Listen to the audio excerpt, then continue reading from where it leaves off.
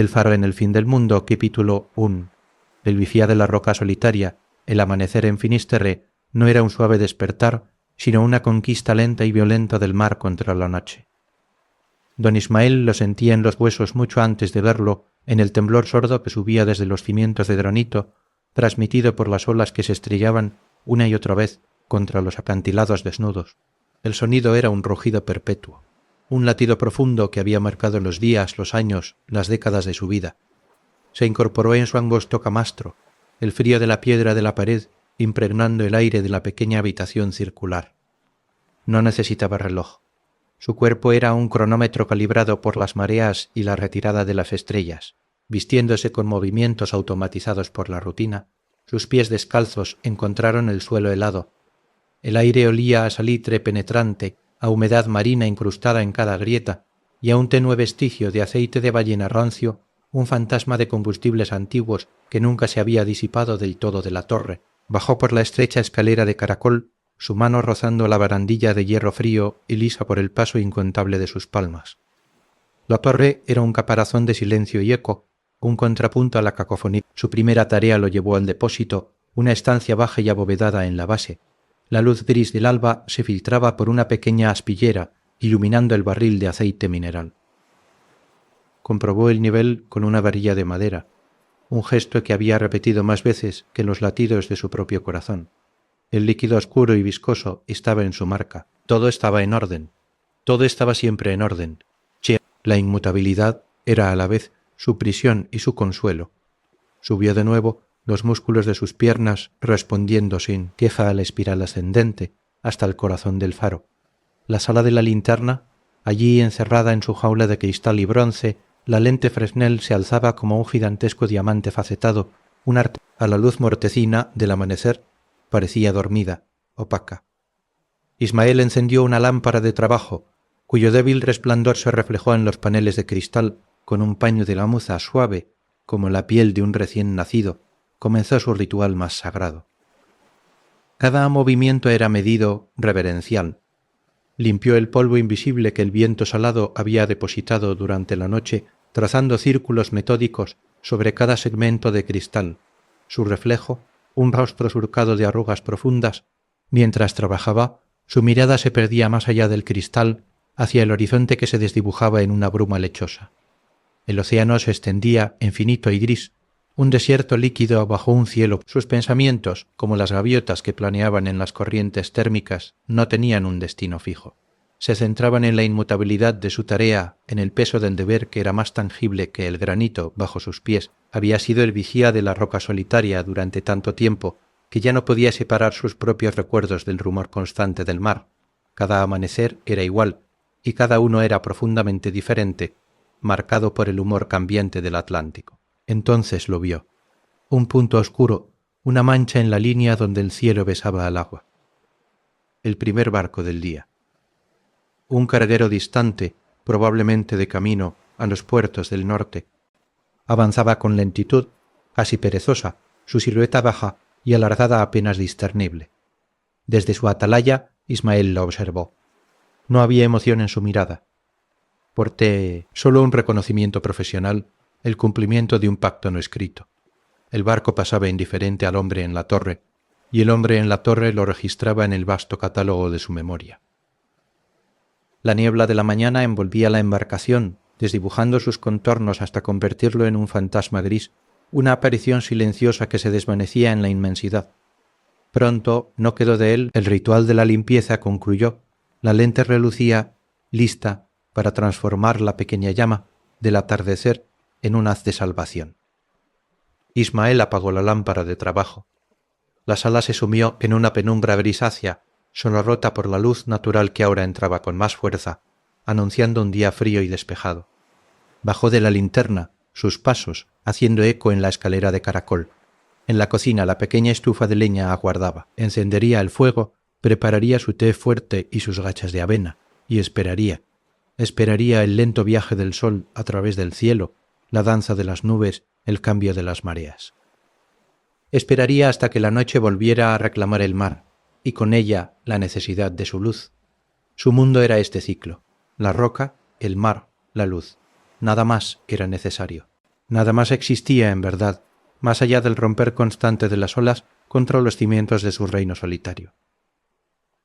El carguero ya se había esfumado, pero el faro permanecía, y con él, capítulo 2. La memoria del gran azul, la pequeña cocina, anexa a la sala de máquinas, olía a humedad, a leña quemada y a la simplicidad espartana de una vida reducida a lo esencial. Ismael removía las gachas de avena en una cazuela de hierro esmaltado, el movimiento lento y circular, casi hipnótico, el agua para el té hervía en lanta, tetera, emitiendo un silbido tenue que competía con el rumor lejano del mar. A través de la estrecha ventana, un rectángulo de cielo plomizo vio cómo el horizonte comenzaba a compactarse. Una línea de nubes bajas y amenazadoras, del color de un hematoma, se acumulaba en el noroeste. Una tormenta se gestaba allí, un monstruo que dormitaba en el borde del mundo. Despertando lentamente, mientras observaba esa masa gris, los recuerdos lo asaltaron con la fuerza de un golpe de mar. No eran imágenes nítidas, sino sensaciones, fragmentos de un pasado que el salitre había erosionado como las rocas. Sintió de nuevo, en la memoria de sus músculos, la sacudida de la pequeña chalupa que lo había traído, un joven de 22 años con las manos suaves y el corazón lleno de una curiosidad arrogante. La roca, entonces, le había parecido un hueso gigantesco arrojado por un titán, un lugar de exilio. El farero al que relevaba un hombre llamado Ernesto, seco y encorvado como un arbusto costero, le había entregado las llaves con una mano temblorosa. La luz nunca debía apagarse. Había dicho su voz: no es solo una lámpara, es un pacto. Tú serás los ojos del cabo cuando la noche y la niebla cieguen a todos los demás. Esa promesa, hecha bajo un cielo despejado de abril, se había fundido con su propia sustancia, convirtiéndose en el océano. Para el Ismael de entonces era una masa de agua, un obstáculo o una ruta. Para el Ismael de ahora, 50 años después, era una entidad viva, un ser de ánimo cambiante y memoria eterna. Lo veía no como una extensión, sino como un vecino colosal, a veces plácido y soñoliento, reflejando el azul del cielo en sus aguas de seda, otras veces iracundo y bramando, escupiendo espuma, furia contra los acantilados. Había aprendido a leer sus humores en el sabor del aire, en la dirección del viento, en el color y la textura de las nubes. El mar de hoy olía a cobre y electricidad estática. La tormenta que se acercaba no sería una simple lluvia, sería un cántico de fuerza primitiva. Llevó la escudilla de avena y la taza de té negro como el azabache a la pequeña mesa. Al sentarse, pasó la lengua por sus labios. El sabor salado era perpetuo, una capa incrustada en su piel, impregnada en su aliento. Era el sabor de Finisterre, el sabor de su vida. Miró sus manos, que sostenían la cuchara de estaño. Eran mapas de su oficio. La piel, curtida y áspera como el papel de lija, estaba surcada por una red de grietas profundas y oscuras, líneas que narraban décadas de viento helado, de sal corrosiva, de agua fría y de trabajo con cuerdas y metales. No eran las manos de un anciano cualquiera, eran la corteza de un árbol antiguo, un roble costero que había resistido 1000 tempestades. Cada grieta guardaba un poco de aquel salitre, un poco de la niebla de las mañanas, un poco del aceite de la lámpara. Bebió un sorbo de té, amargo y reconfortante. El calor del líquido contrastaba con el frío que empezaba a filtrarse por los resquicios de la ventana. La tormenta en el horizonte se estaba organizando, las nubes oscuras avanzaban con una determinación lenta, pero implacable. Ismael recordaba otras tormentas, un catálogo de furias almacenado en su memoria, la primera grande a los pocos meses de llegar, cuando creyó que la torre se desmoronaría como un castillo de naipes. El sonido entonces no era un rugido, era un alarido que parecía venir de las entrañas del planeta. Había pasado esa noche abrazado al mecanismo de rotación, sintiendo cómo cada golpe de mar contra la base sacudía sus dientes en sus alvéolos. Esa noche aprendió el verdadero significado de la fragilidad y paradójicamente de la resistencia. La roca había aguantado. La luz había permanecido, y él también. Terminó su desayuno en silencio, escuchando los primeros avisos del cambio, un incremento en el tono del viento, que ahora silbaba en los cables de retenida de la torre, con un sonido de cuerda de violín tensada al máximo. El gran azul se estaba transformando. Dejó la escudilla y la taza en el fregadero, donde más tarde las lavaría con agua dulce, preciosa y escasa, traída por el barco de suministros. Subió de nuevo a la sala de la linterna, no para encenderla aún, sino para vigilar. Desde allí la vista del horizonte enfermo era total. El océano ya no era una llanura. Comenzaba a arrugarse, a formar crestas blancas aquí y allá, como canas en una melena oscura. El viento arremolinaba la bruma, creando fantasmagorías danzantes sobre la superficie. Ismael apoyó sus manos agrietadas en el frío cristal de la ventana. La textura de sus palmas contra el vidrio liso era un contraste absoluto. Esas manos habían acariciado la lente como a un ser querido, habían anudado cuerdas, bajo la lluvia torrencial, habían sujetado la barandilla, mientras el mundo se convulsionaba. Eran el instrumento, mediante el cual había cumplido su promesa. Observó cómo la primera ráfaga violenta golpeaba la torre, un latigazo que hizo vibrar los cristales. La tormenta anunciaba su llegada con autoridad. Ismael no se inmutó. Había aprendido a no luchar contra el mar, sino a escucharlo, a comprender su ritmo. El océano era cambio perpetuo, pero también era eternidad. Las olas que hoy rompían con furia eran las mismas en esencia que habían lamido los pies de los fenicios, que habían mecido las carabelas de Sot los descubridores. Él era solo un punto fijo en ese flujo infinito, un testigo minúsculo, pero constante. El sabor a sal en sus labios era el sabor del tiempo mismo, y sus manos agrietadas eran el registro de su diálogo particular, íntimo y silencioso, con la vasta memoria del gran azul. La luz encendida, la tormenta pasaría como todas, y él permanecería el guardián de la roca, el intérprete del mar, el hombre cuyas grietas contenían la historia escrita por el viento y la sal. Capítulo 3. El latido de la luz, parte 1, el sol, un disco pálido y descolorido, se hundía en el vientre de las nubes tormentosas que había estado vigilando todo el día. Una luz cenicienta, fría y sin sombras, se adueñaba de la sala de la linterna, era la hora. El momento diario en que el silencio de la roca se cargaba de una solemnidad casi religiosa. Don Ismael se encontraba ya en el corazón del faro, frente al mecanismo que era el alma de su mundo. El ritual del encendido no era una mera tarea, era una ceremonia, una invocación contra la oscuridad. Su primera acción fue acercarse al fuelle de cuero, un artefacto antiguo y noble. Lo tomó con ambas manos, sintiendo su peso familiar y la textura de la piel curtida, suave por el uso pero resistente, como la propia roca. Al accionarlo, un sonido profundo y satisfecho, un suspiro de bestia antigua, llenó el espacio. El aire fluyó por los conductos de cobre, preparando el camino para la llama. Ismael pasó luego a la lámpara propiamente dicha. Era una pieza de ingeniería hermosa, un conjunto de latón y cristal donde cada componente brillaba con un fulgor tenue en la penumbra. El cobre de los conductos y las tuercas, pulido diariamente con un esmero que rayaba en la devoción, reflejaba la última luz del día como si atesorara un fragmento de sol en su interior. Con movimientos precisos y económicos, comprobó el nivel del depósito de aceite, ajustó la mecha de algodón trenzado, más blanca y pura que la nieve en un recuerdo lejano. Sus dedos, aquellos mapas de grietas oscuras, manipulaban las pequeñas ruedas dentadas y las palancas, con una delicadeza que desmentía su apariencia tosca. Cada gesto estaba imbuido de una intención profunda. No había prisa, solo la certeza metronómica del deber. Encendió una larga cerilla de madera, su chispa un destello efímero en la creciente oscuridad, y la acercó al borde de la mecha. Durante un instante, nada. Luego, un titilar tímido, un parpadeo anaranjado que vaciló, probando el aire.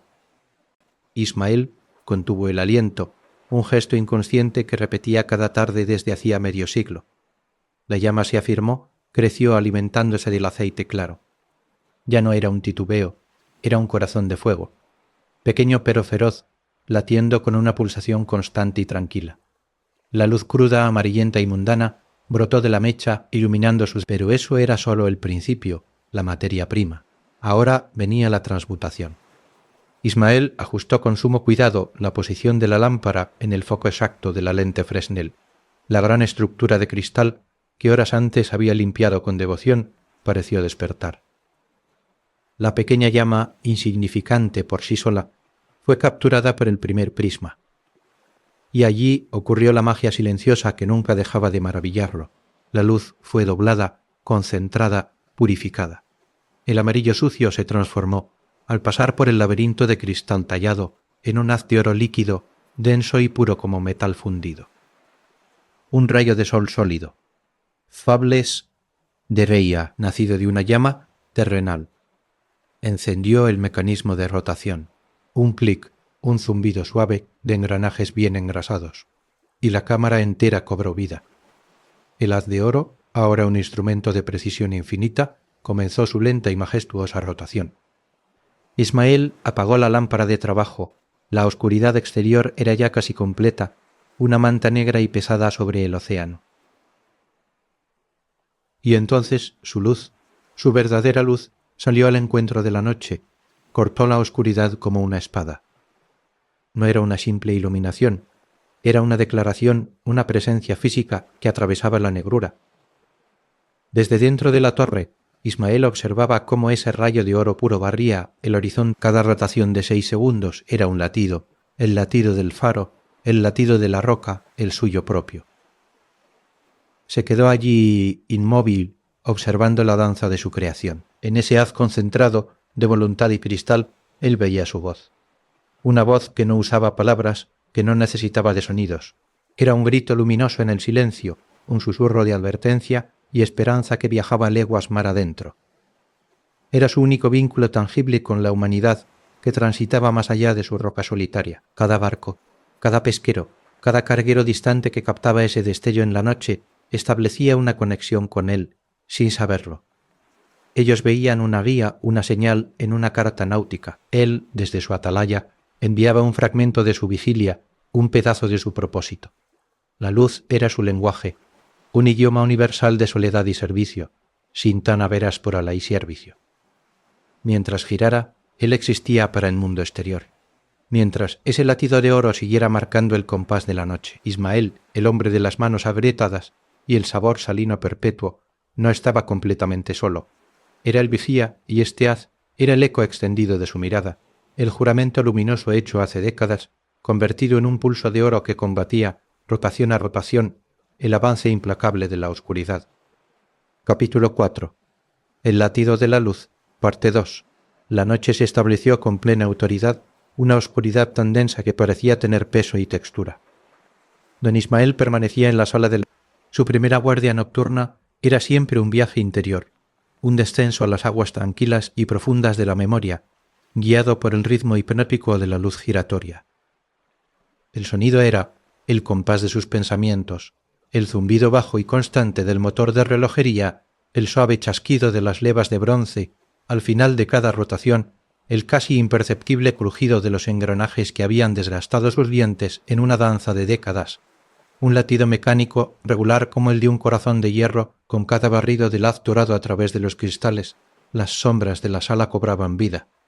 Bailaban en un vals silencioso, alargándose y contrayéndose contra las paredes curvas de piedra. La sombra del enorme peso que impulsaba el mecanismo oscilaba como un péndulo colosal. Las sombras de las abrazaderas de latón se estiraban como dedos oscuros para luego fundirse de nuevo en la penumbra. Era una coreografía predecible y sin embargo infinitamente fascinante, un espectáculo privado que sólo él conocía. Su mente, liberada de las ataduras del día, comenzó a navegar por canales más profundos, arrastrada por la corriente del cuelo. Recuerdo, el haz de luz, al cortar la niebla que empezaba a formarse mar adentro, le trajo de vuelta otra niebla, una de hacía casi 40 años. No era un recuerdo nítido, sino una constelación de sensaciones, el aullido de un viento diferente, más agudo y desesperado, el sonido de campanas destempladas y gritos ahogados que llegaban desde el mar, transportados por la bruma como fantasmas acústicos. El María de la Luz, un velero de 3 palos que comerciaba con maderas nobles, había encallado en los bajíos de las Sirenas. La tormenta de aquella noche había sido una bestia ciega y la niebla una muralla impenetrable. Ismael, entonces un farero con apenas una década en la roca, había pasado horas junto a la... Recordaba el momento preciso. Un claro momentáneo en la niebla, un desgarro provocado por un viento furioso. Y allí, tambaleándose como un herido entre las crestas blancas de la furia, los restos del velero. El mástil mayor quebrado, la lona desgarrada, flameando, como un estandarte de derrota. Y luego, lo más importante, los destellos débiles y espasmódicos de unas linternas en un bote salvavidas, un puñado de luciérnagas humanas a merced del océano enfurecido. Su faro en ese instante dejó de ser una simple luz giratoria, se convirtió en un imán, en un faro en el sentido más antiguo y puro de la palabra. Él no podía mover el haz, su deber era mantenerlo girando, constante, predecible, un punto fijo en el caos geométrico, pero en su mente lo dirigía hacia ellos, lo concentraba en ese bote a la deriva. Cada 6 segundos el rayo de oro barría su posición, un destello de certidumbre en un mundo que se había vuelto líquido y violento. Los osportos supervivientes, 7 de una tripulación de 15, dijeron después, con voces aún temblorosas, que aquel haz regular había sido lo único que los mantuvo orientados, que cuando todo era oscuridad, agua salada y terror, esa luz que aparecía y desaparecía con una puntualidad celestial les daba una dirección, un norte. Remaron hacia ella, luchando contra las olas, guiados por ese latido luminoso hasta que la marea los depositó, exhaustos y medio congelados, en una cala al pie de los acantilados, a salvo. Ismael nunca los conoció en persona, solo supo de ellos por el informe oficial que llegó semanas después, pero aquella noche, mientras vigilaba, había sentido por primera vez el verdadero peso de su tarea. No era solo mantener encendida una lámpara, era sostener un hilo de oro a través de la oscuridad, un hilo que podía tirar de hombres perdidos y devolverlos a la vida. Esa sensación de responsabilidad, aguda como un cuchillo en aquel entonces, se había ido transformando con los años. El filo se había embotado, pero el peso había aumentado, volviéndose más profundo, más esencial. Ya no era una carga que llevara a cuestas, era el ancla que lo sujetaba a la roca, el núcleo de gravedad. Cada noche, al encender la luz, renovaba ese pacto silencioso con el mar y con aquellos que lo surcaban. El recuerdo del María de la Luz no era un fantasma atormentador, era una vértebra más en la columna. Sus ojos, adaptados a la penumbra entre destellos, seguían la danza de las sombras en la pared. La sombra de la lente, enorme y distorsionada, giraba con una lentitud majestuosa, fusionándose, y el sonido rítmico del mecanismo era la respiración de la torre. Ismael se dejó mecer por ella. Su rollo, conciencia flotando entre el pasado y el presente, entre el recuerdo de un naufragio y la realidad tangible del latido de la luz.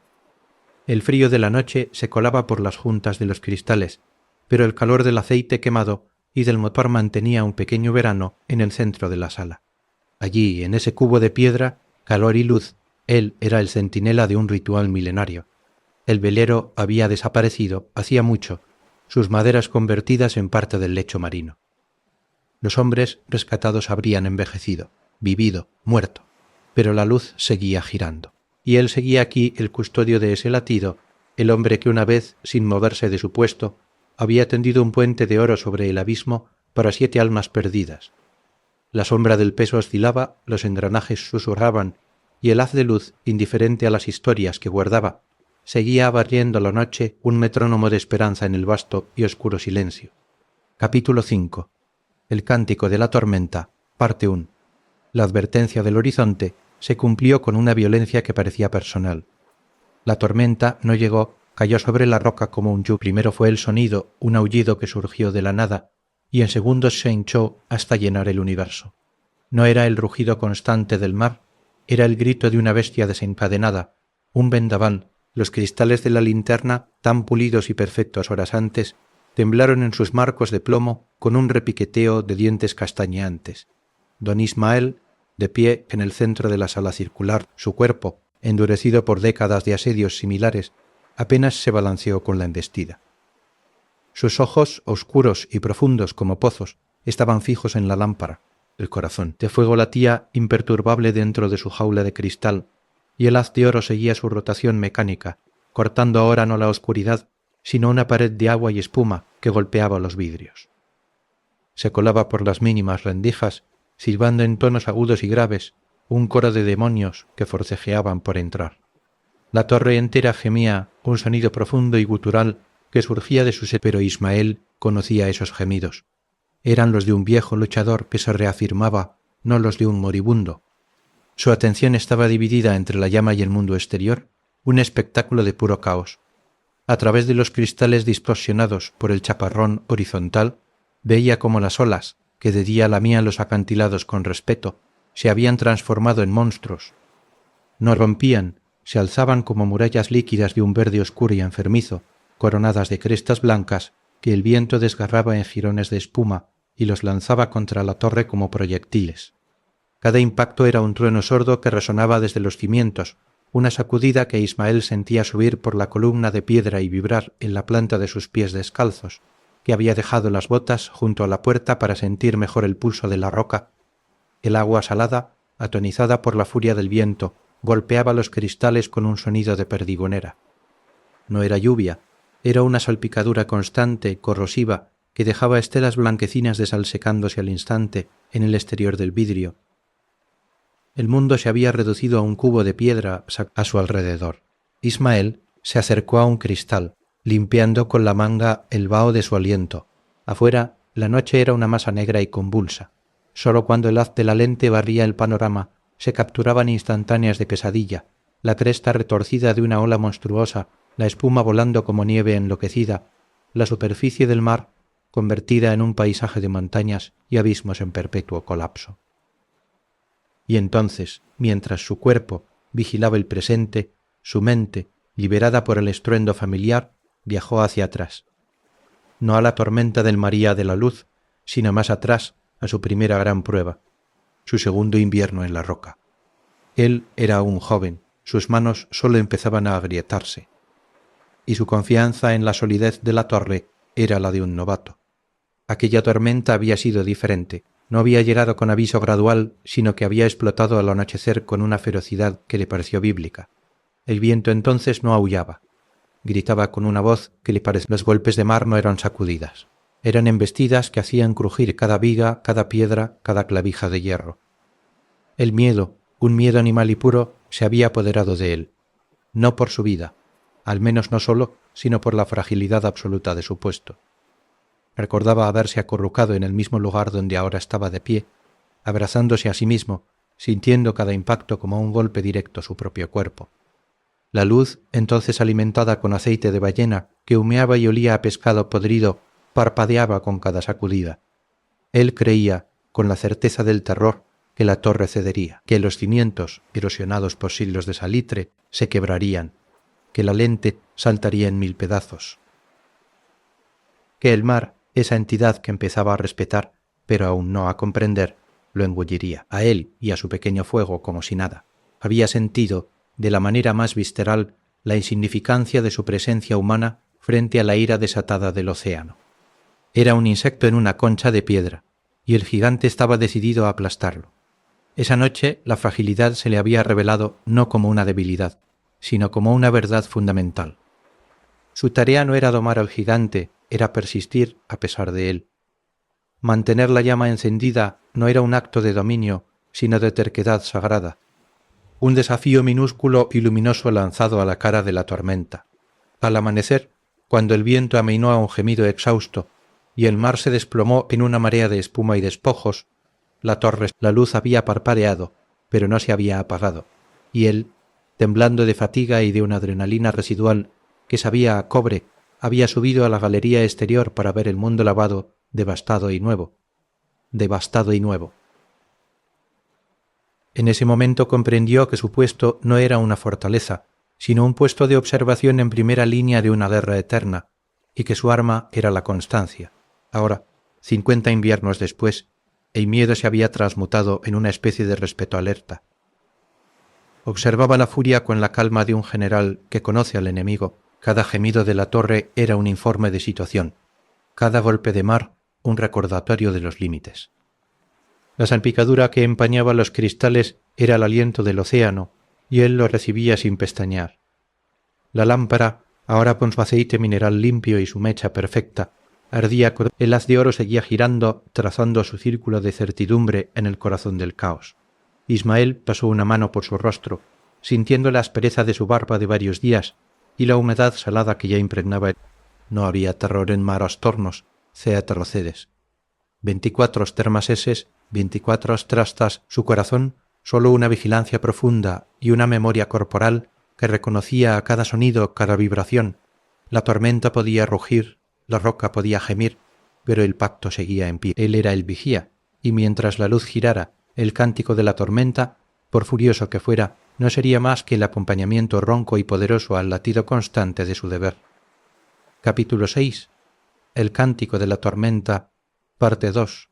De repente, como si un coloso hubiera agotado su aliento, el asedio cesó. El cambio fue tan abrupto que el silencio resultó atronador.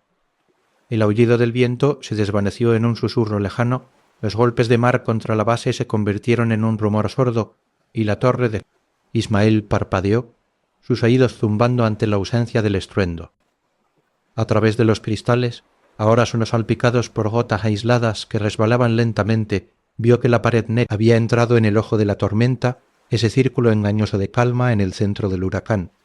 Un cielo bajo y plomizo, rasgado en algunos puntos, revelaba un mar aún convulso, pero sin la furia concentrada. La luz de la lámpara, ya no distorsionada por cortinas de agua, salió al encuentro de esta tregua, con una claridad renovada, su haz dorado barriendo un paisaje de olas caóticas pero discernibles. Fue entonces cuando lo vio, no un fantasma en la niebla, sino una lucha tangible a menos de una legua de la costa. Un barco de pesca, un pequeño arrastrero de casco azul desvaído, luchaba contra el mar embravecido que aún rodeaba el oasis desde su atalaya. Ismael observó la escena con una intensidad que le secó la garganta. El barco era un juguete en la pendiente de colinas líquidas, desapareciendo en los valles entre olas para emerger, chorreando y tambaleándose en las crestas. Pero lo que capturó su atención, lo que le clavó los pies al suelo de piedra, fueron sus luces. La pequeña luz de navegación en el mástil, blanca y parpadeante con el balanceo, y la tenue iluminación amarillenta que se filtraba por las portillas de la cabina. Eran luces frágiles, humanas, temblorosas, y entonces, con una precisión geométrica que le detuvo el corazón, sucedió. El haz rotatorio del faro, en su barrido constante, encontró al arrastrero. Por un segundo el rayo de oro puro bañó la embarcación, iluminando su casco azul, la espuma que le rompía sobre la proa, la silueta diminuta de un hombre aferrado al timón en la cabina descubierta. Fue un instante de claridad absoluta, una fotografía grabada con fuego en la retina de Ismael. Luego la luz pasó de largo, sumiendo al barco de nuevo en la penumbra grisácea. Pero 6 segundos después el haz regresó. Y otra vez, y otra. Y otra. Se estableció un ritmo, un diálogo luminoso, no solicitado pero profundamente íntimo. El faro, su faro, se había convertido en un punto fijo en el caos para esa tripulación desconocida. Era el norte, el este, el oeste y el sur de esos hombres en ese momento. La única coordenada inmutable en un universo que se había vuelto líquido y hostil. Ismael no respiró. Se apoyó contra el frío cristal, sus manos aplanadas contra la superficie, como si pudiera transmitir fuerza a través del vidrio y la distancia. Observó cómo el patrón del arrastrero, guiado por ese destello regular, ajustaba su rumbo. No era una huida directa, era una lucha titánica contra el mar, pero cada aparición del haz dorado parecía darle un propósito, una referencia. El faro no calmaba las olas. No detenía el viento que pronto regresaría con redoblada furia desde la dirección opuesta.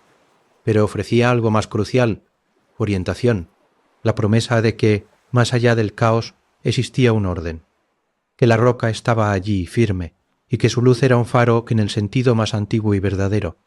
Esta visión, esta conexión tangible y anónima, catalizó un pensamiento que se expandió en su mente como una onda concéntrica. Él no estaba solo. Nunca lo había estado.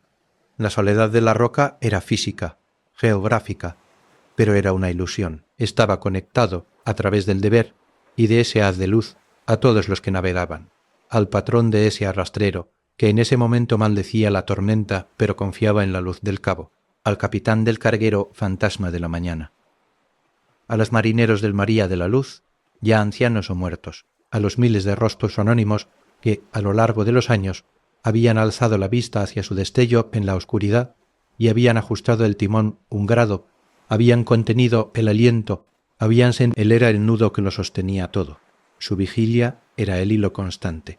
El ojo de la tormenta comenzó a cerrarse.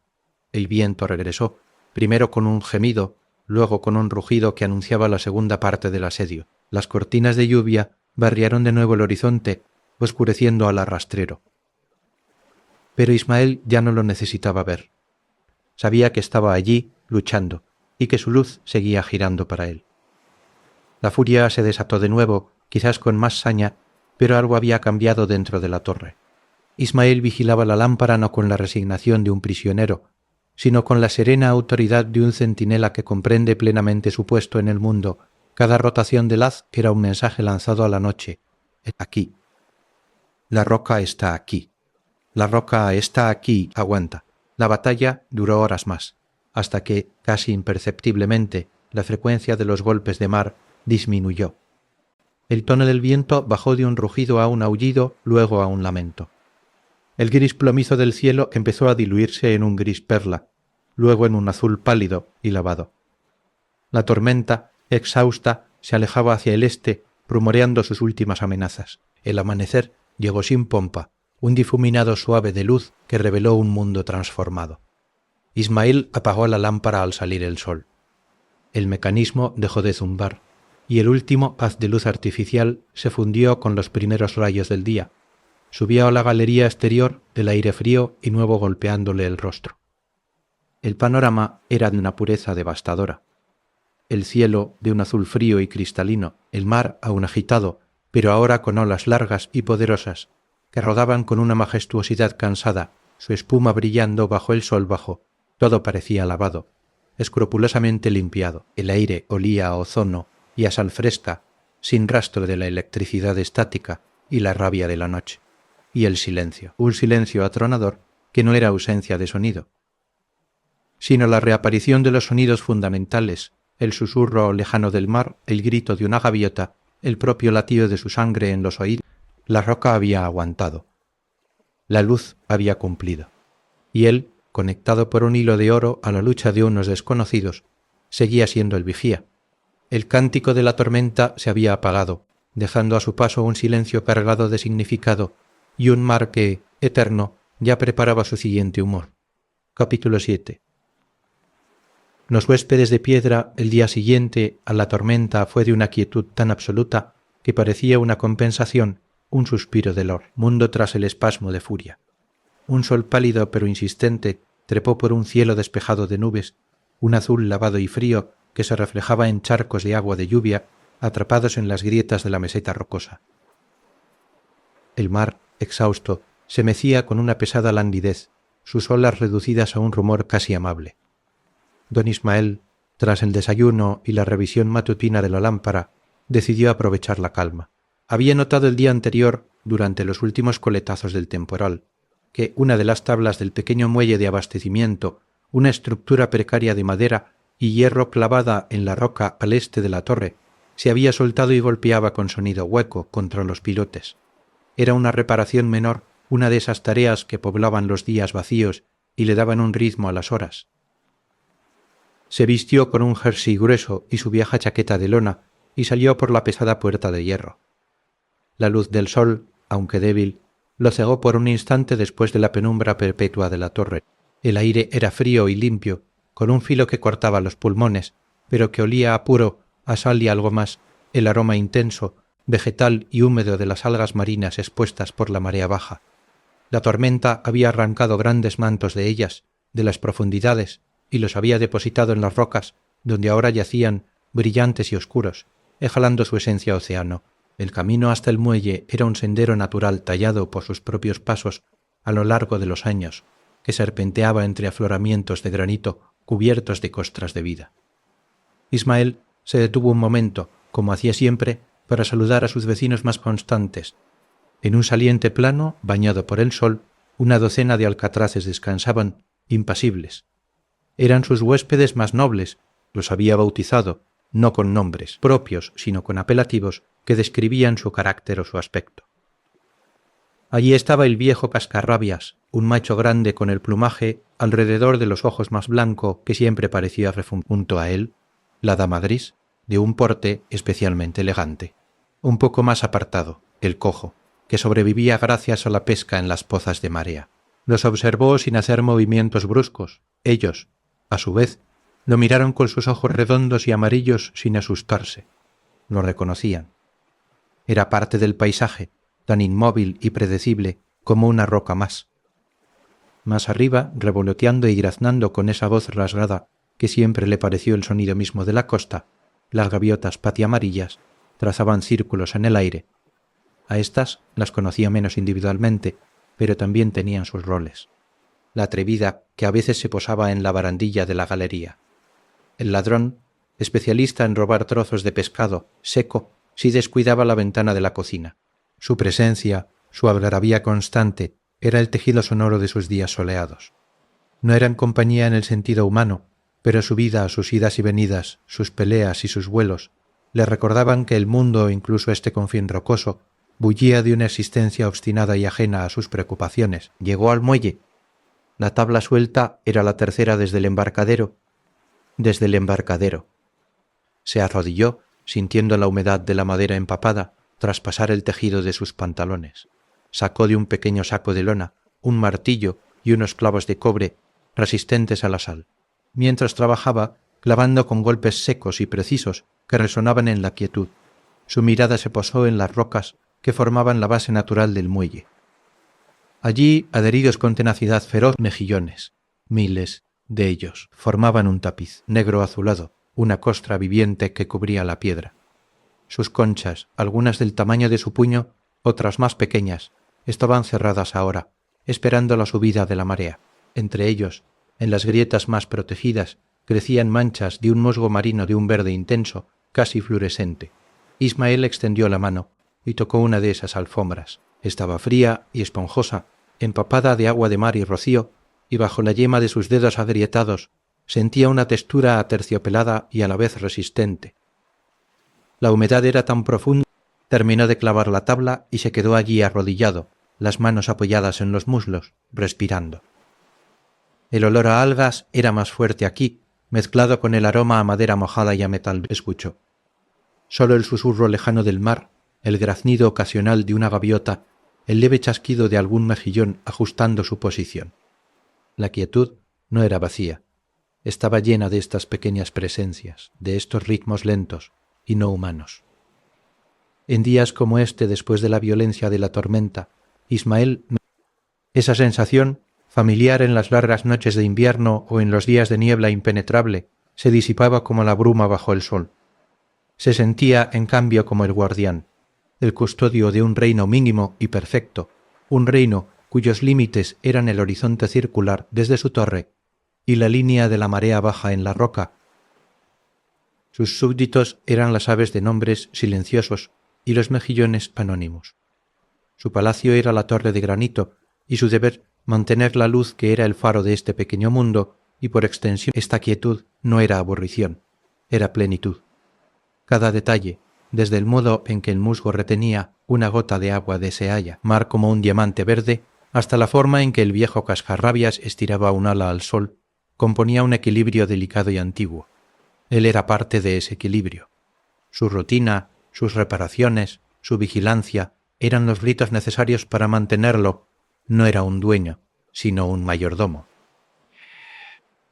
Un guardián agradecido de la belleza áspera y desnuda de su dominio.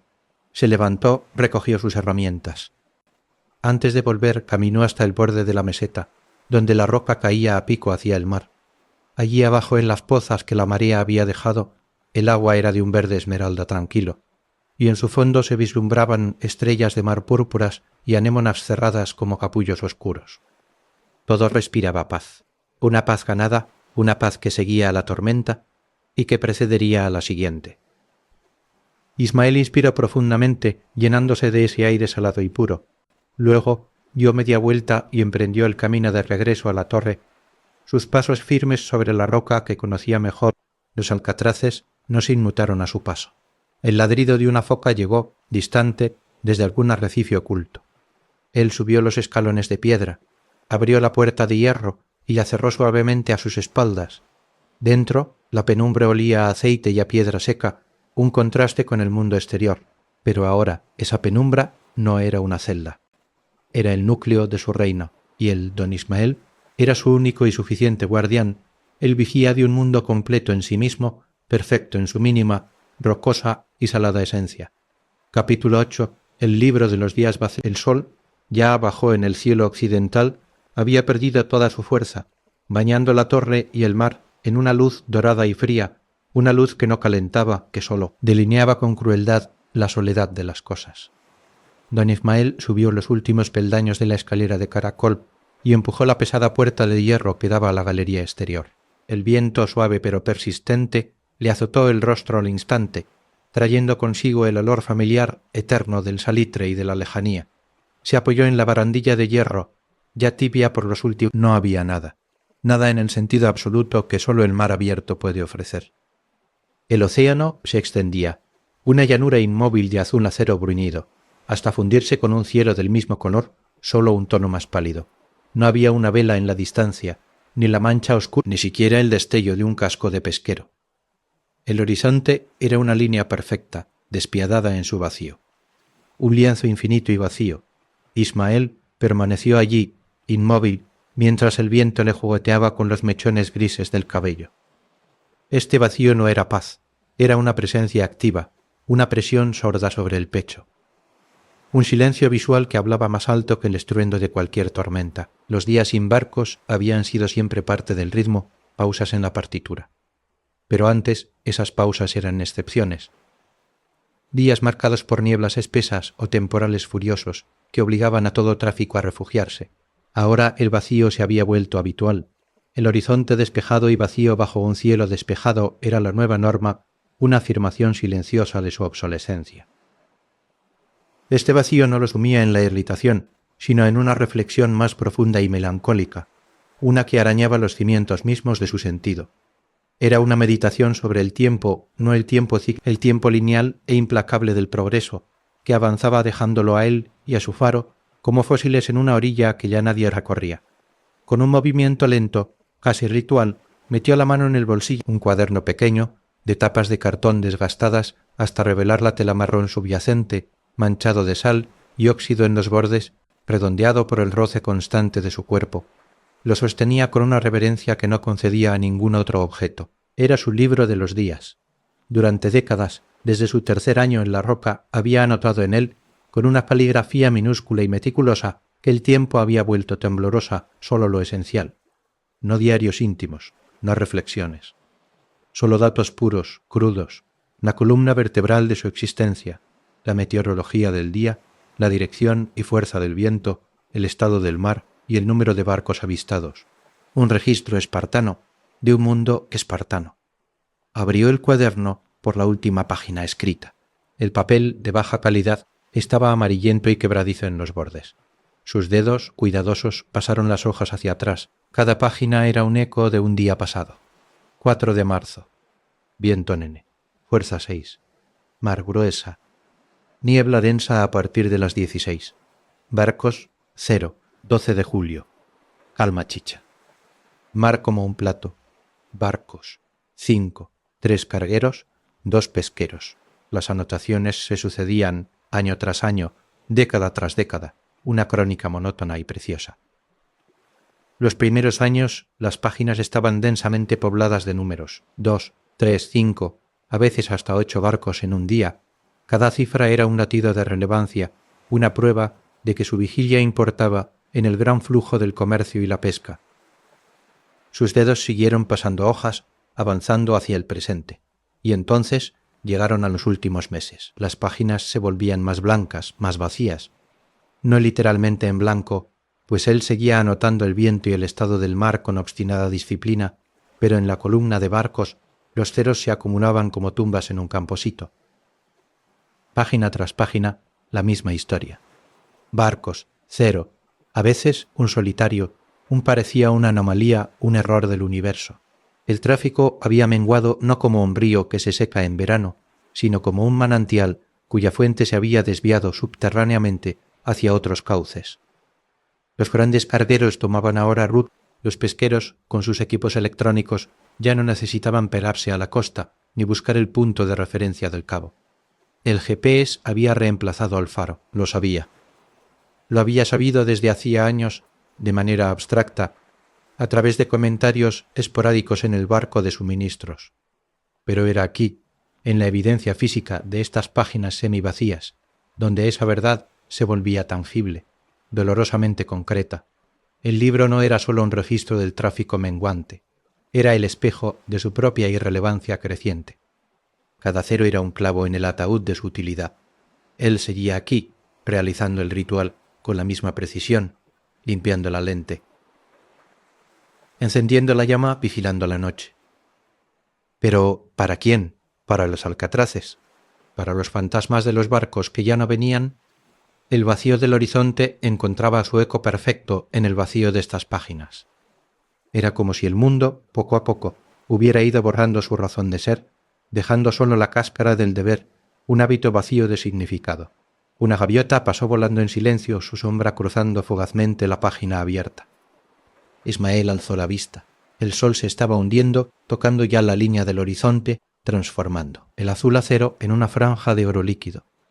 Pronto tendría que bajar, encender la lámpara, hacer que su haz de oro se uniera a este otro oro moribundo. Lo haría. Porque el ritual era lo único que quedaba. Cerró suavemente el cuaderno, sintiendo el peso de sus páginas, el peso de todos esos días anotados, de todos esos ceros recientes. Lo guardó de nuevo en su bolsillo, sobre el corazón. El viento frío de la tarde le recordó que estaba en la galería expuesto. El horizonte seguía vacío, pero ahora ese vacío estaba cuantificado, archivado, convertido en la prueba irrefutable de que el tiempo, su tiempo, el tiempo del faro y del vigía de carne y hueso, estaba llegando a su fin, no con un estallido, sino con este silencio, con esta lenta y elegante desaparición, día a día, página en blanco, a página en blanco, en el libro de los días que se vaciaban para siempre. Capítulo 9. En sueño de la ballena blanca, la niebla llegó esa noche no como un visitante, sino como una posesión. No era la bruma ligera de las mañanas, sino una niebla espesa, azulada y profunda, que se había levantado del mar al anochecer y había envuelto la roca en un silencio algodonoso. Desde dentro de la sala los cristales no mostraban oscuridad, sino una opacidad, lechosa, uniforme, que absorbía el haz de luz en el mismo instante en que salía. El poderoso rayo dorado, que normalmente cortaba leguas de noche, se difuminaba ahora en un cono pálido y vago, un fantasma de sí mismo que se disolvía a apenas unos metros de la torre. Era como si el faro estuviera tratando de iluminar un muro de leche. Ismael había realizado su guardia con la meticulosidad habitual, pero la niebla, al anular toda perspectiva, tenía un efecto hipnótico y deprimente. El zumbido del mecanismo parecía más alto en ese silencio exterior apagado. El calor de la lámpara, el olor a aceite caliente, la danza familiar de las sombras en las paredes curvas, todo se volvía encerrado, opresivo. La fatiga, acumulada de días y décadas, no de esfuerzo físico sino de una vigilancia perpetua, se le subió a los huesos con un peso dulce y pesado. Estaba sentado en su vieja butaca de cuero, desgastada y brillante por el uso, que colocaba siempre en el centro geométrico de la sala, desde donde podía ver la lámpara y en condiciones normales, pero esa noche no había horizonte. Solo el cono lechoso de su propia luz, girando, girando, en la nada. Sus párpados, pesados como piedras de río, comenzaron a cerrarse. No fue un sueño que lo arrastrara, sino un hundimiento lento, como si el silencio exterior y la monotonía del haz difuso le quitaran el último. La cabeza se le inclinó hacia el pecho. La respiración se hizo profunda y regular. El crujido del cuero bajo su cuerpo fue el último sonido que registró antes de que el mundo sensorial se desvaneciera, y entonces soñó. No fue un sueño de imágenes dispersas, sino una transformación total, vívida y sensorial. De repente ya no estaba en la butaca, ya no era un hombre. Su cuerpo era enorme, alargado, poderoso.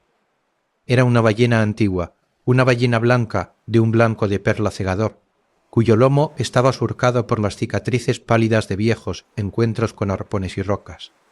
Sus brazos eran y se movía, no a través del agua, sino a través de un silencio absoluto, un espacio oscuro y profundo que no era el mar, pero lo evocaba con una intensidad abrumadora. Navegaba las profundidades silenciosas de un Pleiades, océano onírico. No había sonido, sólo la sensación de un frío denso y benigno rodeando su inmenso cuerpo. No había presión, sólo una ingravidez majestuosa.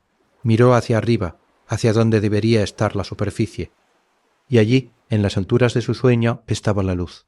No el sol, sino el faro. Su faro, pero transformado. La torre de granito, Se había alargado hasta volverse una columna de oscuridad, y en su cúspide la lente Fresnel ardía con una ferocidad silenciosa. Ya no emitía un haz, era un sol submarino, un disco perfecto y dorado que irradiaba una luz cálida, constante y omnidireccional. Esa luz no iluminaba un paisaje, sino que era el paisaje bañando las profundidades en un resplandor ámbar que revelaba no peces ni corales, sino formas abstractas, corrientes de memoria que fluían como ríos de seda, bancos de tiempo condensado que flotaban, como plancton luminiscente. Él, la ballena blanca, navegaba hacia ese sol, no con urgencia, sino con una curiosidad serena y antigua. Cada batido de su cola lo llevaba más profundo hacia la claridad. La luz del faro sol no cegaba, acogía.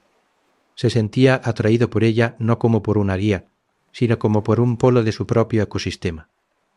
En ese sueño comprendió sin palabras que la ballena y el faro eran partes complementarias de un mismo organismo. El faro era el ojo fijo, vigilante, que emitía su pulso constante hacia la oscuridad.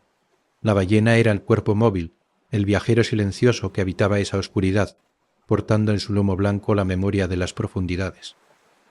La luz no era una intrusión en su reino, era una estrella más en su firmamento particular, un punto de referencia en la vasta cartografía de lo abisal. La sensación era de pertenencia absoluta, de una unidad perdida y ahora recuperada. No era el guardián de la luz. El Ismael Boyena era la oscuridad que la luz necesitaba para existir, y la luz era el faro que daba sentido a su navegar eterno. No había separación, no había servicio ni deber, solo coexistencia. Simbiosis. Un latido de oro arriba, un latido de vida silenciosa abajo. El ecosistema completo. Un sonido brusco, metálico, lo arrancó de las profundidades. El sueño se quebró como un cristal. Fue el clic seco de la leva de bronce al final de una rotación, un sonido que había escuchado millones de veces, pero que en la transición del sueño a la vigilia sonó estridente ajeno. Ismael se incorporó sobresaltado en la butaca, el corazón martilleándole en el pecho, la respiración entrecortada. Por un instante de puro desarraigo no supo dónde estaba. Buscó con la mirada el sol submarino, la sensación de ingravidez, la inmensidad de su cuerpo cetáceo. Solo encontró la realidad familiar y estrecha, la sala de la linterna, el zumbido del motor, el olor a aceite, y la lámpara, ardiendo con una normalidad casi ofensiva, su llama estable, su haz giratorio, perdido en la niebla que seguía apretando contra los cristales. Todo estaba en orden. Nada había cambiado. Había sido un sueño. Solo un sueño. Se pasó una mano temblorosa por el rostro, sintiendo el sudor frío en la frente. El sobresalto fue cediendo, pero la impresión del sueño no. No se desvanecía como lo hacen los sueños normales. Se quedaba, nítido y pesado, como una verdad revelada en un idioma que su cuerpo entendía mejor que su mente. Se levantó y se acercó al cristal. Afuera, la niebla seguía siendo una pared impenetrable. Su haz de luz seguía siendo un cono lechoso e inútil, pero ya no lo veía con la misma frustración melancólica de antes de dormirse. La experiencia onírica le ofrecía una nueva perspectiva, una que se filtraba en su conciencia y recolocaba cada piedra de su mundo. Él no era el dueño del ecosistema de la roca, el mar y la luz. Él no era su señor, como a veces, en su orgullo silencioso, había llegado a creer. Miró sus manos, aquellas manos aprietadas que sostenían el paño de gamuza y ajustaban la mecha. Eran las aletas de la ballena blanca, herramientas para navegar, no para dominar. Su faro no era un bastión de humanidad contra la naturaleza salvaje. Era un órgano más de esa naturaleza, como el sol, como la luna, como la corriente del Golfo. Su luz era un fenómeno natural, un latido rítmico que formaba parte del paisaje nocturno del cabo, tan esencial para él como el romper de las olas, para los mejillones o el viento para las gaviotas. Él, Ismael, era el nodo consciente de ese sistema, el elemento que unía la piedra, inmóvil con el fuego efímero, la rutina mecánica con la vida silvestre de los acantraces. Su tarea no era imponer un orden, sino mantener el ritmo de un orden preexistente, mucho más vasto y antiguo que cualquier faro o cualquier hombre. La irrelevancia ante los barcos, el vacío del horizonte, los ceros en el libro de los días, desde esta nueva perspectiva, esos detalles parecían menos importantes. La luz no solo servía a los barcos. servía a la noche misma, servía al equilibrio del cabo. Y a él le servía, dándole un propósito que estaba entrelazado con la roca, el viento y la sal. La niebla, de repente, ya no le parecía un enemigo que anulaba su trabajo. Era simplemente otro estado del mar, otro humor del océano, y su luz, aunque difusa, seguía estando allí, latiendo, afirmando la presencia de la roca en la bruma, igual que el canto de una ballena, y el sueño se disolvía, pero la certeza que había traído se quedaba, arraigándose en lo más hondo de su ser. No era el dueño, nunca lo había sido. Era el habitante, el participante, el testigo que al cumplir su parte hacía que el ecosistema completo, desde el mejillón más pequeño hasta el haz de luz más lejano, respirara en una armonía perfecta y silenciosa. La ballena blanca se sumergió de nuevo en los abismos de su inconsciente, pero dejó tras de sí a un Ismael transformado que vigilaba su luz no como un centinela solitario, sino como una parte integrante. Y capítulo 10.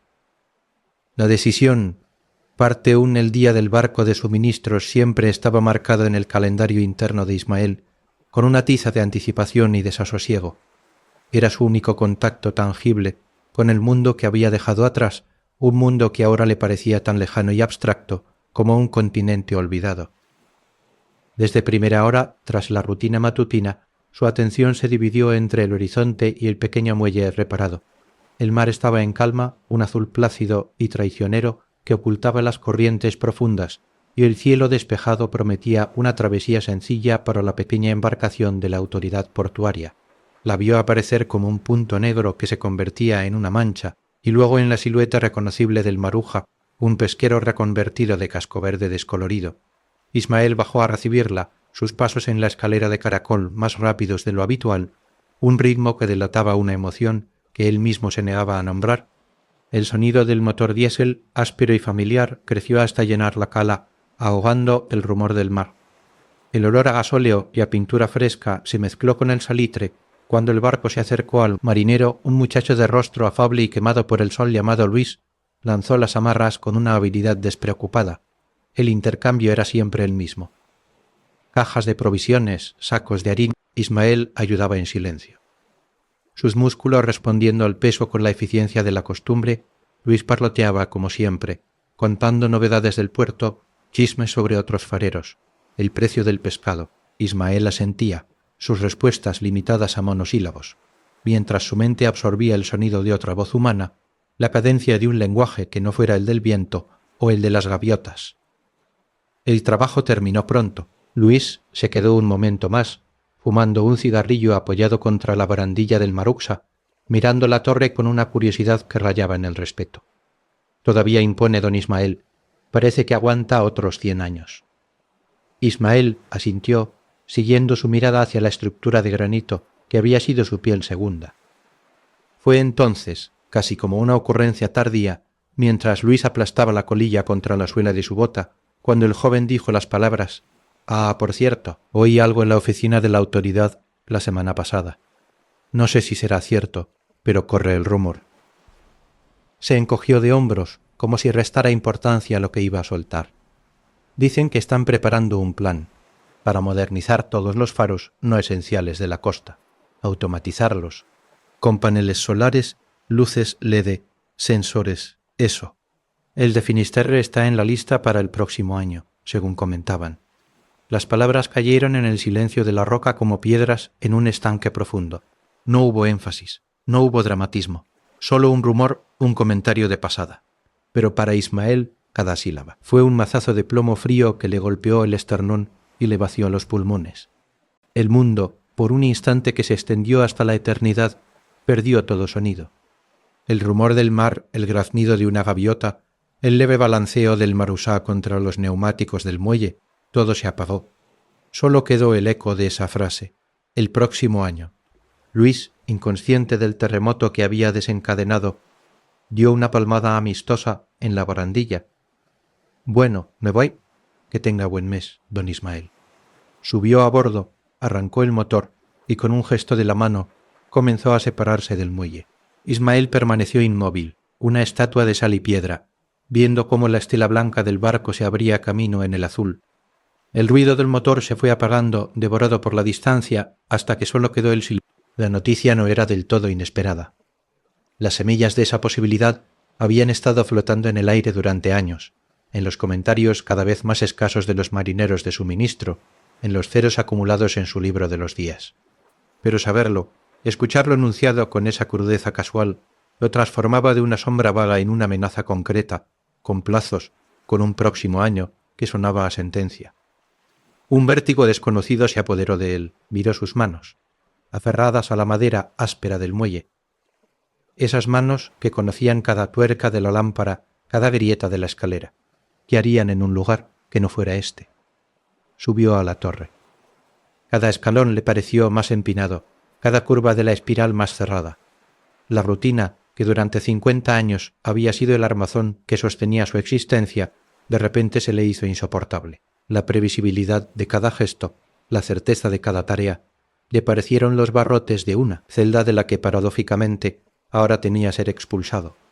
La paz que había encontrado tras el sueño de la ballena blanca se resquebrajó como el hielo fino bajo un peso inesperado. Al llegar a la sala de la linterna, la luz de la tarde entraba oblicua, iluminando el polvo de motas que siempre flotaba en el aire. La lente Fresnel, imponente y serena, centelleaba por primera vez en su vida. Ismael la miró no con reverencia, sino con una furia desesperada.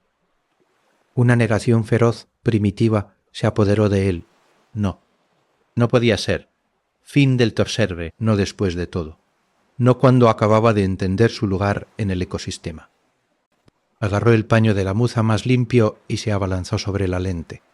No fue la limpieza metódica y amorosa de cada mañana. Fue un ataque. Frotaba con una fuerza inusual los músculos de sus brazos tensos como cuerdas, la respiración entrecortada. Pulía cada segmento de cristal con una rabia concentrada, como si al eliminar la más mínima mota de polvo, al devolverle un brillo imposible, pudiera también pulir la amenaza del futuro, borrar las palabras del joven Luis, hacer retroceder el tiempo hasta antes de que el barco llegara.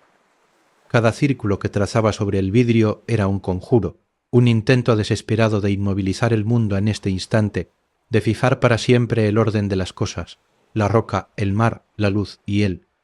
El sol comenzó a descender, tiñendo el cielo de naranja y púrpura, pero Ismael no se detuvo. Sudaba bajo su jersey, y el paño, ya sucio, dejaba leves marcas en el cristal inmaculado. Sabía en un rincón lúcido de su mente que era inútil, que no se podía limpiar el futuro como se limpia el polvo, pero su cuerpo necesitaba la acción, el movimiento familiar, la ilusión de control. Mientras frotaba, su mente era un torbellino de imágenes, fragmentadas, la torre vacía, habitada solo por el zumbido de una máquina, un piso pequeño en un pueblo costero, lleno de ruidos ajenos y olores extraños. Sus manos, estas mismas manos, quedó de pie jadeante frente a la lente que ahora brillaba con un fulgor casi sobrenatural, reflejando el fuego del océano.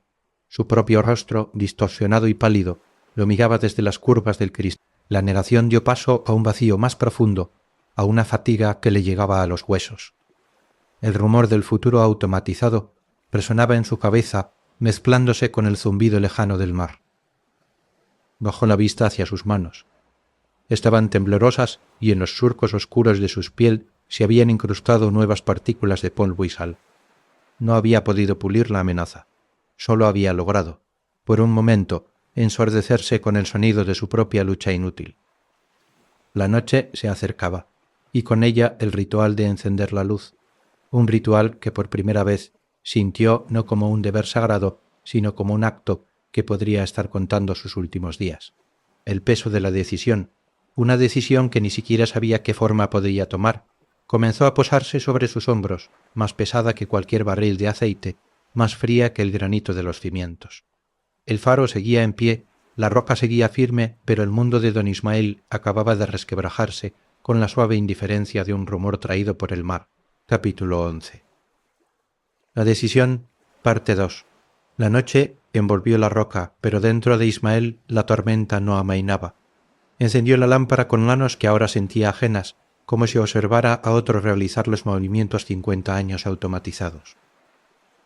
El mecanismo zumbó, el haz dorado comenzó su rotación, barriendo un horizonte, que para él ya no era un lienzo de deber, sino un espejo de su incertidumbre. La noticia, aquel rumor casual, había abierto una grieta en la realidad misma. Mientras la luz giraba, trazando su círculo de certidumbre en la oscuridad, él se enfrentaba al abismo de su posible destino. ¿Retirarse a tierra? Las palabras resonaban en su mente con un eco hueco. ¿A qué tierra? No a la de su juventud, esa ya no existía. Sería un mundo de asfalto y luces eléctricas, de rostros apresurados y conversaciones vacías, de un silencio que no fuera el del mar, sino el de un pequeño piso, quizás con vistas a un patio interior, donde el aire no oliera a salitre, sino a fritura y humedad de lavadero. Sus manos, estas manos mapas de la roca, ¿qué harían allí? Sostener una taza de té frente a una ventana que no diera al infinito, la idea le producía una náusea física, un desarraigo tan profundo que le hacía apretar los puños hasta que los nudillos blanquecieran. Su mirada, sin ver realmente el exterior, comenzó un recorrido lento, táctil, por la torre, no con los ojos, sino con la memoria de la yema de los dedos. Revisó mentalmente cada grieta de la piedra granítica. Conocía cada una, la fisura vertical junto a la tercera ventana de la escalera, que se humedecía con la lluvia del noroeste. La red de pequeñas fracturas en forma de telaraña en el techo de la cocina, testimonio de un movimiento secular de la roca, la grieta profunda y lisa junto a la puerta de la linterna, pulida por el roce de su hombro. Cada una era una letra en un idioma que sólo él podía leer, una historia de resistencia. Su memoria descendió por la escalera de caracol no peldaño a peldaño, sino desgaste a desgaste. Recordó la sensación bajo sus pies, el hueco cóncavo tallado en el centro de cada escalón de piedra por el peso incontable de sus pasos, primero ligeros y jóvenes, luego pesados y seguros, ahora más lentos pero igual de firmes. Sentía la textura exacta, el borde redondeado por el roce, el granito pulido hasta parecer mármol oscuro en ese canal de tránsito. Subió, en su mente, hasta la barandilla de hierro forjado. Allí, cada mancha de óxido era un archivo. El óxido, en forma de continente, junto al descansillo del segundo piso, que apareció tras el invierno del 78, la costra verde azulada de Cardenillo en la unión de dos barrotes, que él limpiaba cada primavera y que, obstinada, volvía a brotar. Las marcas de sus propias manos, un brillo diferente en el metal donde su palma se apoyaba cada noche para subir a la guardia, una pátina humana sobre el hierro inerte. Cada detalle, desde el sonido específico que hacía la puerta de la despensa al rozar el suelo desnivelado, hasta el modo en que la luz de la luna llena proyectaba la sombra de la veleta en forma de gallo sobre las tablas. Este no era solo un puesto de trabajo, era el registro físico de su vida, la biografía escrita en piedra, hierro y madera, y ahora una autoridad lejana, guiada por la fría lógica de la eficiencia y los sensores electrónicos, pretendía declarar ese registro obsoleto. Pretendía sustituir la constancia de su respiración, el latido de su atención, por el parpadeo silencioso de un diodo emisor de luz. Una ola de ira, pura y caliente, lo recorrió, pero esta vez no era la furia impotente de la tarde dirigida contra el polvo de la lente, era más profunda, más clara. Asalado, se aferró a la barandilla, sintiendo el óxido, y ya oisquía cois el frío bajo sus palmas, miró el haz de luz que giraba incansable. Cien días. Y entonces, en el corazón de esa rotación luminosa, llegó la epifanía, no como un rayo, sino como la lenta subida de la marea, llenando cada recopeco de su ser con una verdad que siempre había estado allí. Esperando a ser nombrada, su verdadero trabajo nunca había sido mantener encendida una lámpara.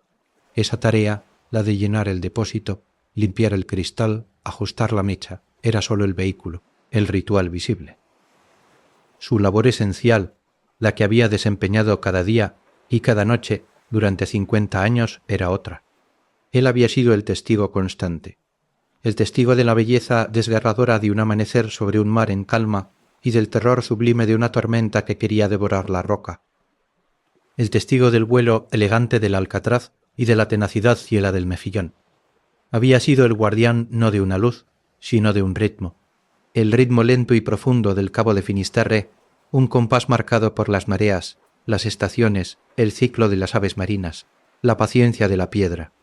un ritmo que el mundo moderno, con su prisa digital y su navegación por satélite, había olvidado que existía. Él había sido la memoria viva de ese ritmo, el punto de conciencia que lo observaba, lo respetaba y al hacerlo lo sostenía. El faro automatizado enviaría su haz. Sería eficiente, infatigable, perfecto, pero no sería testigo. No sentiría el cambio de presión en el aire antes de la tormenta.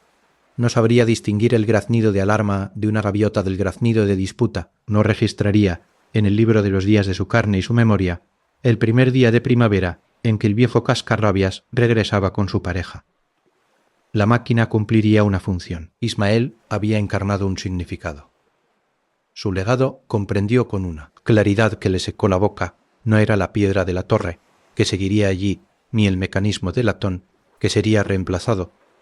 Su legado era la constancia, los 50 años de presencia ininterrumpida, las noches de vigilia frente a la ventana de cristal, los amaneceres recibidos desde la galería, las tormentas enfrentadas sin huir. Era el hilo de atención que había mantenido tenso entre la humanidad y este confín salvaje, un hilo que pronto se rompería. Él era el último eslabón de una cadena de hombres que habían elegido la soledad no como castigo, sino como oficio sagrado.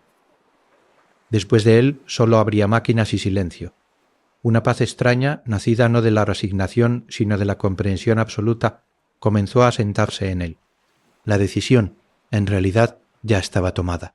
No podía luchar contra el futuro. No podía impedir que instalaran sus paneles solares y sus LED. Pero lo que sí podía hacer, lo que debía hacer, era cumplir su tarea hasta el último segundo, ser testigo, hasta el final, guardar el ritmo hasta que la máquina lo relevara y entonces irse. No como un relicto desechado, sino como quien ha completado su turno de guardia. Su lugar no estaba en un piso con vistas a un patio. Su lugar era aquí, hasta el día en que ya no fuera necesario. Y después, el mar seguiría rompiendo, las gaviotas graznarían y la luz, una luz diferente, seguiría girando. Él se llevaría consigo la constancia. La habría vivido hasta sus últimas consecuencias. Eso era suficiente. Eso era comprendió todo. El haz de oro barrió su rostro, iluminándolo por un instante. En sus ojos ya no había desesperación, ni furia, ni siquiera tristeza. Había una aceptación serena y profunda. Había visto el fin de su mundo, y en ese ver había encontrado su verdadero significado. La luz giraba. Paz. La noche era profunda. Y don Ismael, el testigo, el guardián del ritmo olvidado, permanecía en su puesto, vigilando no solo el mar, sino el último tramo de su propia y larga constancia. Capítulo 12. El último rayo del alba al amanecer llegó con una claridad de cristal, un cielo despejado y frío que prometía un día de una pureza absoluta. Don Ismael se levantó en la penumbra azulada que precedía a la luz y supo, con una certeza que residía en sus huesos más que en su mente, que era el último. Los técnicos llegarían al mediodía en el barco de la autoridad portuaria. Traerían sus cajas de herramientas, sus rollos de cable, sus paneles solares relucientes y su nueva lámpara, un artefacto frío y eficiente que nunca conocería el sabor del aceite ni el cuidado de un paño de gamuza. Esta mañana cada acción de su rutina, cada gesto 1000 veces repetido, estaba cargado de un significado último, definitivo, que transformaba lo cotidiano en sagrado.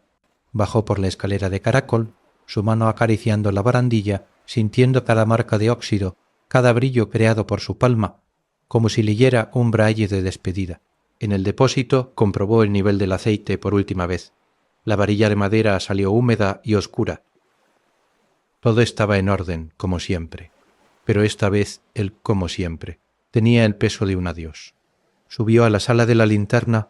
La lente Fresnel, bajo la luz gris del alba, parecía un diamante dormido, guardando en su interior el recuerdo de 1000 noches de oro. Tomó el paño de gamuza, el más suave, el que reservaba para los días especiales, aunque nunca hubo uno tan especial como este. La limpieza fue un ritual de extrema lentitud. No había prisa. El mundo podía esperar. Cada círculo sobre el cristal era un agradecimiento. Una despedida silenciosa a la herramienta que él había sido la extensión de su voluntad. Limpió cada segmento, cada bisel, cada curva del prisma. eliminando un polvo que era casi inexistente. Su reflejo, borroso y anciano, lo observaba desde las profundidades del cristal. No sonreía, pero sus ojos tenían una calma profunda. Estaba grabando esta sensación, el roce suave del paño, el frío del vidrio, el sonido casi imperceptible de la fricción. Era el último encendido, la última limpieza, el final de un ciclo que había comenzado cuando él era un joven, con las manos suaves y el corazón lleno de una promesa. Cuando terminó, la lente relucía con un brillo sobrenatural, capturando los primeros tintes rosados del alba que asomaban en el horizonte. Ismael encendió la lámpara por última vez, la cerilla, la pequeña llama, titubeante, el latido firme del corazón de fuego, ajustó la mecha, comprobó el flujo de aire.